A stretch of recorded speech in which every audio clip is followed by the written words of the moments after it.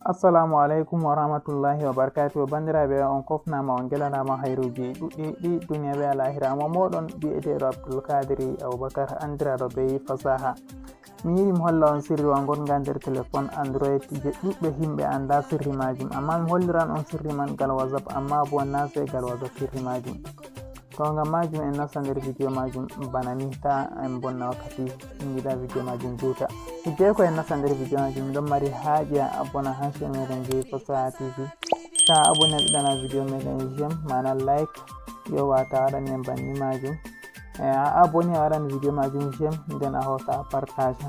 ɗo man yahugo yeso. Ha abon ko a yiyan har waɗi zabone ko bo abone a iya dow ton, to a yi dow ton waddante lunguru hala waɗi tutte to waddama lunguru a iya dow ton a laran je waɗi tutte dow ton ɗo sai a hosa mema dow ton banni kanjum on hollata abone sai en nasta nder video majum banni. Aran man ni sai ara nasta nder WhatsApp mara. Ok, to a nasti nder WhatsApp mara shikenan sai a wara a lara goɗɗo on mo yerɓani maɗa bindi jotta kam en gaɗa bayani dow ton. Goɗɗo on o yerɓani maɗa bindi o windani maɗa be français, an bo laati a nanta français bana am, sai hausare sai anglais sai fulfulde sai wolde fereji ko ɗon jadana, amma o yerɓirani ma be français a nanta français kam. To ɗon mari haaji a heɗito bindajum na sai to a yehi a ɗaɓɓiti goɗɗo ha yasi useni bandam ɓe gerɓani en bindigal WhatsApp mi famai ɗum janganan ne wiyanam ne ɗume to banni to pat wakkati majum zaman man salake. An be hoore maɗa to gerɓan maɗa bindigal WhatsApp maɗa ko gal Facebook maɗa messenger ko gal message ko gal teni ko telegram ko instagram ko ma ɗum ni an be hoore maɗa jangan bindi majum ko da a jangay sam inchallah en nasta kadi en jahen kollaɗo majum tan mi on paami ko mi yiɗi wigo. Ta nasti WhatsApp maɗa nda woli nda Souleymanu woli bindi mi yerɓani mo masalan jotta kam ɗum misali en jotta kam amma en koddiro ko kanko on yerɓani am bindi majum mi nanta français, amma ha ɗo miɗo hoddira dow min on yerɓani mo bindi majum banni mi yerɓani mo nden laati mi nanta français nda bindi majum ɗo on ɗo ha les ɗo ewa nda ɗiɗo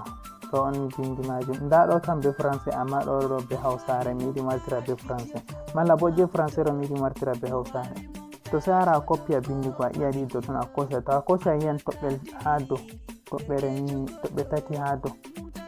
ara mema toɓɓe tati ɗo. To a memi ha ton sai ara copy a waɗa a lara haɗa waɗi copy nda ɗum ɗo haɗa waɗi copy an memi ɗo tanmi a lari copy sai ara copy a bindi majum. Ta copy sai ara babal windugo bana ha windama ni sai a laran toɓɓe tati ha ɗo. Hara gara fitore mi hollan on ni on gaɗirtan mise à jour application je bindi banni man ɗo je ɗo man ɗo ngam nana ko jete watta ɗum mi hollan on no jeyata on gaɗira mise à jour ɗon tabitin ni je wari be téléphone moɗon on. To sai wara mema ha toɓɓego, ta memi ha toɓɓe a lara haɗa waɗi translate, ta larai translate ko bo a anda ko mbiyata translate nda ɗum ɗo ha ɗo nda ɗo ɗum ɗo on a ɗaɓɓita nder ɗo man ɗo a tawan ɗo majum nda ɗo a mema ha ton. To a memi ha ton waddante banni a suɓa inɗe bolle je a yiɗi. Mi yiɗi fasitiranayam be hausare hotugo be warta be français, to ɗo ɗo a wara mema je ɗo waɗi anglais ɗo a mema warta ɗo hausare, to ha ɗo waɗi turanci je anglais ɗo warta kanjum ɗo warta français a ɗaɓɓita français a ɗaɓɓita français be hakkilo ni. To nda français na laari hausa warɗumi hausa go fasitaraniyam français go e fasitaraniyam be wigo faransanci wolde français kenan. Sai a hosi a iya bindigo haɗɗo,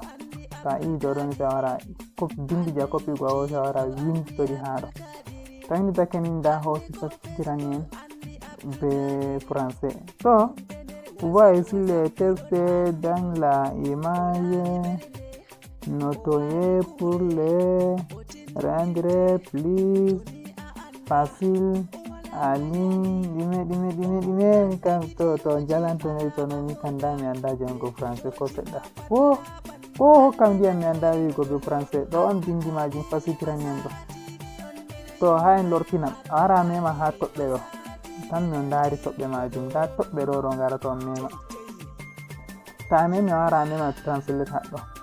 ta memi translate nda ɗum ɗon do hausa Hausa to français sara copy bindi ja iyugo a iya dow pellel windugoro ha neɓata iwi waddante pesta hoca pesta bindaji ndaɗum be français sa hoca yerɓanama shikenan bindi je be hausare ha dow go ndaɗi kanji garti ha les be français to yiɗi ɗi garta be anglais bo hausa warta dow anglais a hoca ha ɗo waɗi français françanci go hoca wartira dow turanci mana dow anglais a hausa iya yan ɗi gartan be anglais to ndaɗum here is the test inde nenene a hausa janga ndaɗum warti be anglais to yiɗi warta be wolde feere fahin malla bo bana wigo en canja en laara ko bana wolde an kam min ɗaɓɓita bonde majum ndaɗum nda wolde yandis en ɗaɓɓita en ngara yandis en laara yandis na ɗum wolde ɗime mi anda ndaɗum on giɓe o fu bolle majum laaru bandiraɓe on gettama on gelanama hiroji ɗum yiɗa vidéo majum juuta surtout en foti ha vidéo je yeeso banni sa jite to vidéo ɗo fottano abona chaine menen Jifa Saha TV kala ate abona en aɗɗana vidéo majum jem nden a partage vidéo majum yahugo yeeso hoɓɓe feere bo keɓa ndaara nafitoroɓe vidéo majum amma mi mari haaje waɗanami jem dow vidéo majum banni